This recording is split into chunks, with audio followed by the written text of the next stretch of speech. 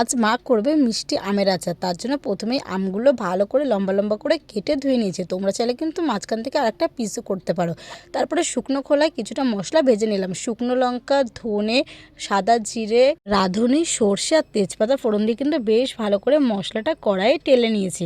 এবারে কিছুটা পরিমাণে তেল দিয়ে তাতে 5 ফোড়ন দিয়ে আমগুলো এবারে দিয়ে দিচ্ছি। আমগুলো দিয়ে একটু ভাজা ভাজা করে নিয়ে নুন হলুদ দিয়ে আর একটু বেশ ভালো করে ভাজা ভাজা করে নিয়েছি।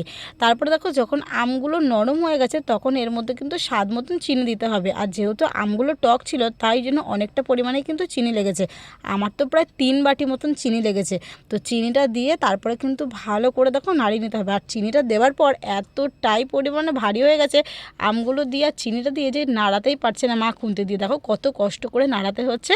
তারপরে চিনিটা একদম ফুটে যখন শিরা বেরিয়ে গেছে, চিনির শিরা দেখো দেখতে কি সুন্দর লাগছে আমগুলো। তারপর আমগুলো একটু নাড়াচাড়া করে উপর থেকে বিট নুন ছড়িয়ে দিয়েছি। তোমরা চাইলে কিন্তু এখানে কাশ্মীরি লঙ্কার গুঁড়ো ইউজ করতে পারো।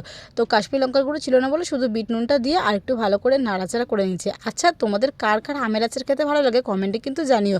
আর কার কার এরকম আমের আচার তৈরি করা দেখে জিভে জল এলো সেটাও জানাতে ভুলো না কিন্তু। আমার তো বেশ ভালো লাগে, এই গরমের দিনেই কিন্তু এই আচার খেতে ভীষণ মজা। তারপরে দেখো আচারটা তো একদম রেডি হয়ে গেছে। উপর থেকে এবার গুঁড়ো করে রাখা ভাজা মশলাটা ছড়িয়ে দিয়েছি। আর হ্যাঁ, বলতেই তো ভুলে গেছিলাম, তার উপর থেকে কিন্তু একটু গন্ধরাজ লেবুর রসও দিয়ে দিয়েছিলাম। তাতে বেশ টেস্ট আর গন্ধটা দুটোই বেশ সুন্দর হবে। আর প্রতিদিন কিন্তু এই আচারটা রোদে দিলে তার স্বাদ কিন্তু আরোই বেশি বেড়ে যায়। কেমন লাগলো আজকে আমার এই টক ঝাল মিষ্টি আমের আচার রেসিপিটা?